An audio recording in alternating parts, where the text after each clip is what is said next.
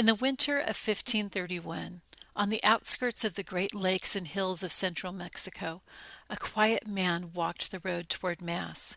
His name was Juan Diego, a humble convert to the Christian faith, a man who rose before dawn and wrapped his tilma around his shoulders as the cold crept across the land. On the morning of December 9th, as he approached Tepeyac Hill, the air suddenly shifted. A song seemed to pour from the sky, like birds singing a melody that had never been heard before. The light grew warm and gentle, and from within it stepped a woman, radiant, tender, clothed in the colors of the dawn. She spoke to him with the voice of a mother who knows her child's name before he speaks. She called him Juanito, Juan Dieguito, beloved and precious. She asked for a church to be built in that place, a place where she could show her love, offer compassion, and bring souls to her son. Juan Diego, overwhelmed yet peaceful, carried her request to the bishop, but the bishop hesitated, uncertain, asking for a sign.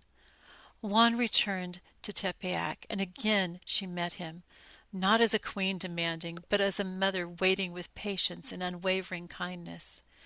Days later, with his uncle gravely ill, Juan tried to avoid the hill, hoping to hurry for help. But she found him on another path and spoke with gentle firmness. "Am I not here, I who am your mother?" She assured him his uncle would recover. It was winter. Nothing should have grown, and yet the summit was full of roses, fragrant, blooming, impossibly alive. Juan gathered them into his tilma, the rough cloth that carried the weight of his daily life.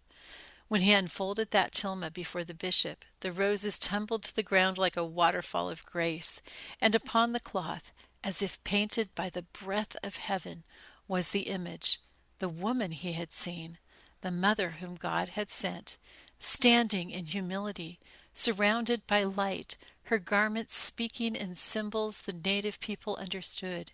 She was the mother of Christ, yet she appeared close to the poor, one of them, gentle and full of dignity. Through her message, millions turned their hearts toward Jesus. The land that had trembled with fear began to hope again. Juan Diego spent the rest of his life living near the little chapel that finally rose on Tepeyac, welcoming pilgrims and telling the story entrusted to him. He was not a scholar. He was not a ruler. He was simply a man who listened and believed.